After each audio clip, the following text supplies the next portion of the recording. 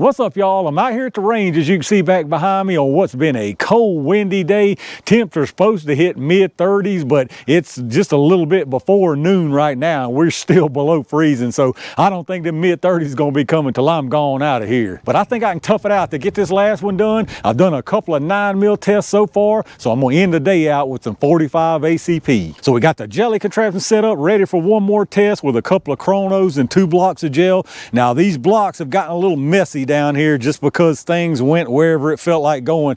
However, I've got plenty of clear space to get this test done as long as I can put these where I need them to go. Of course, I'm using a heavy clothing barrier like always with a layer of denim, fleece, and 2 layers of cotton t-shirt. And again, what we got here is some 45 ACP. We're looking at the Sellier and Bellot 230 grain JHP. Here's a look at your cartridge, brass case here with that big 230 grain chunk of lead. Now, as you can see, that's a very, very shallow cavity on that HP, so I don't know. I just don't have the best hopes for this stuff. Not only that, but the ballistics on this is saying 889 feet per second from a 5-inch barrel. 889 feet per second with that shallow looking cavity and just a really basic HP.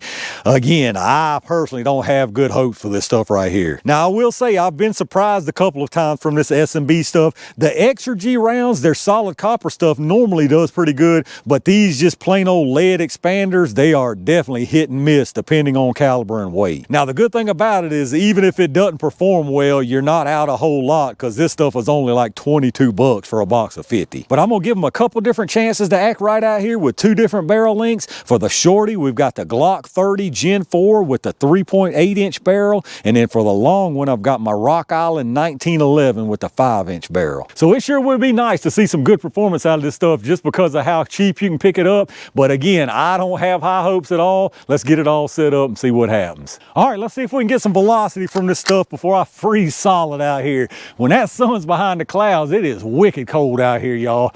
I'm gonna do a 5-round average from each one of these, starting with this short barrel G30 first. Now, if you're not familiar with this lab radar, you're gonna see multiple velocity readings, the large numbers right here at the muzzle, and then you've got 5 across the bottom. The first one there is set for 3 yards, which is roughly where the gel is here at 10 feet. And then I've got the other set for 10, 15, 25, and 50 yards. Now remember, this is saying 889 from a 5-inch barrel, so we shouldn't see that here from this shorty. Let's see how close we get. 819, 847, 861, 851,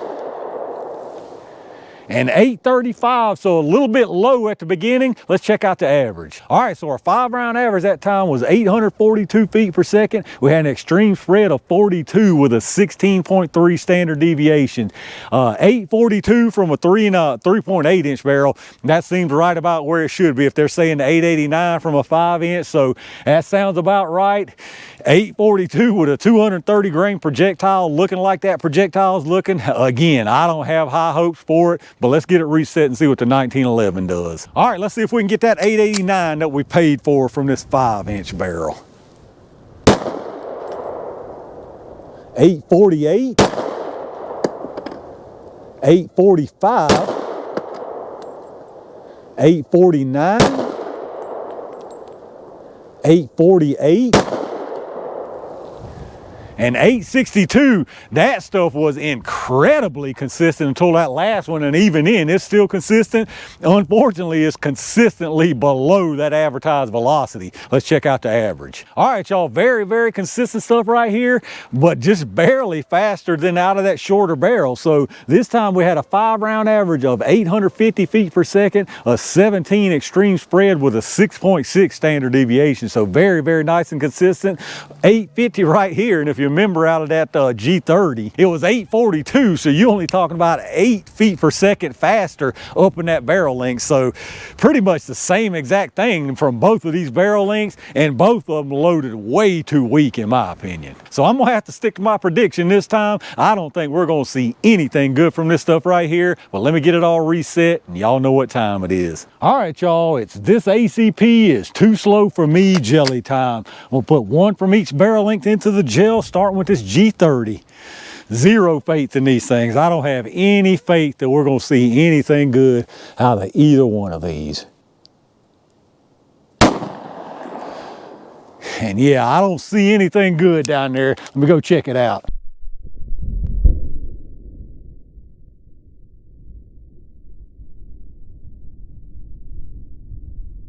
All right, y'all, no surprise right there. That is some sad stuff. Sad, sad stuff. Let's see what happens here. All right, that should have been placed perfect. Let's go see what's going on down there.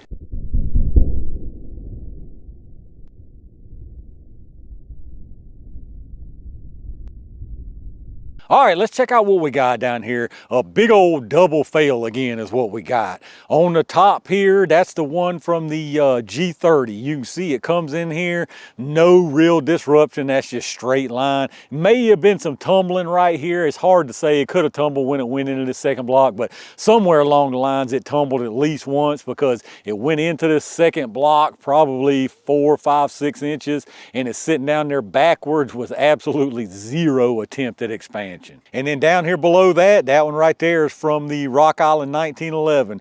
Pretty much the same exact story here. It comes in, you got disruption just because that's a 45 cal projectile going through here, but no kind of expansion at all. Now right here is probably where this one tumbled, I would say. It went into the second block once again, and this one goes probably about 3 inches further, and once again from this one, no expansion at all, and it's sitting down here sideways. But as far as your penetration on them, big number right here for sure. The one from the G30 is all the way out here to 21.5 inches, and then the one down at the bottom from the 1911 is all the way out here to 24 inches. So absolutely massive penetration on this stuff right here, and that's because you got zero attempt at expansion. And here's your close-up look again. Right there is the G30, and then right there is the 1911.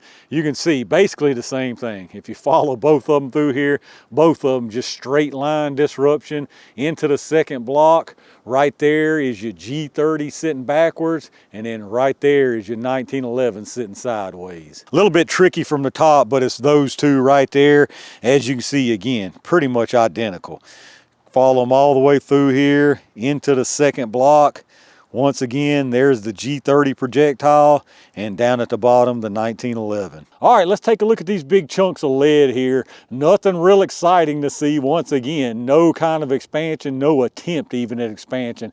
I don't really even see any kind of flaring at all on the mouth of these. They're just moving too slow. That's all it is to it. And they clogged some. These were both full of cloth that just pulled out as I was pulling the projectile. So clogging up, shallow cavity with low velocity had these things doomed from the beginning. This one from the G30, this one from the 1911. Not that that matters. I mean, you can take a look at the rifling if you want to check the rifling out. I know some people like to see that, but again, just nothing to see here. I guess there's a reason why these things are so cheap, because they ain't even worth having. But let's get us a weight measurement on them. I didn't bring my calibers. I was all tore up about forgetting them, but turns out today I didn't need them anyway. So as far as the weight, this one here from the G30, they both start at 230.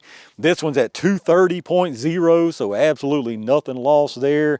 This one from the 1911 is at 229.8, so absolutely nothing lost from either one because they didn't do anything to lose anything. And since I don't have my calipers to measure them, that's going to do it for the S&B 230 grain 45 ACP JHP.